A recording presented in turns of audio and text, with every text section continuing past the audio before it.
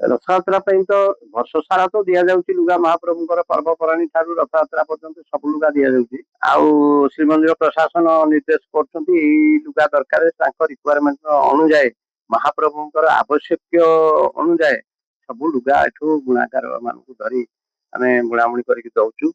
ଏଇ ବର୍ଷର ଚଳିତ ବର୍ଷର ରଥଯାତ୍ରା ଲୁଗା ପ୍ରାୟ 14 ଭାଗ ଲୁଗା ହେଇସାରିଲାଣି। 16 ଭାଗରୁ ପ୍ରାୟ 14 ଭାଗ ଲୁଗା ହେଇସାରିଲାଣି।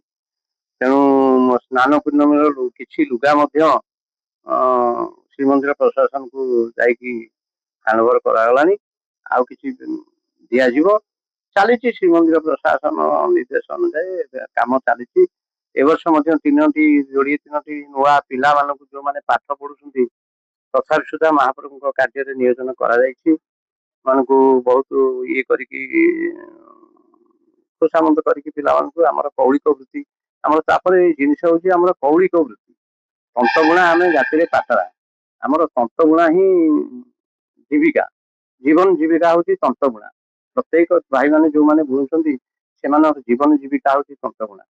ସେଇମାନଙ୍କୁ ଧରିକି ଯୋଉ ଲୁଗା ହବ ଆମର ତ ଯେହେତୁ କୌଳିକ ବୃତ୍ତି ଯୋଉ ଲୁଗା ହବ ସେଇ ଲୁଗା ମାନଙ୍କୁ ତିଆରି କରିକି ମହାପ୍ରଭୁଙ୍କର କାର୍ଯ୍ୟରେ ନିୟୋଜିତ ଅଛୁ।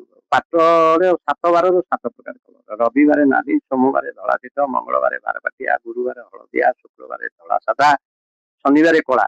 ଏତଦ୍ ବ୍ୟତୀତ ମହାପ୍ରଭୁଙ୍କର ନବକଳେବର ପାଟ ହଉଛି ଇଏ ତାରାବଳୀ ପାଟ। ୟାକୁ ମଧ୍ୟ ସପ୍ଲାଇ ହଉଛି।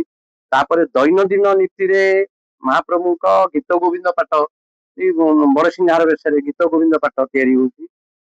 ପାଟର ମହାପ୍ରଭୁ ଦିନ ସକାଳୁ ଉଠିଲା ବେଳୁ ଅବକାଶ ଲୁଗା ଏଇଠି ଆପଣଙ୍କର ଅବକାଶ ଲୁଗା ଇଏ ହେଲା ଅବକାଶ ଲୁଗା। ମହାପ୍ରଭୁ ଅବକାଶ ଲୁଗା ପିନ୍ଧୁଛନ୍ତି ସକାଳ ଗାଧୁଆ ମହାପ୍ରଭୁଙ୍କର ଇଏ।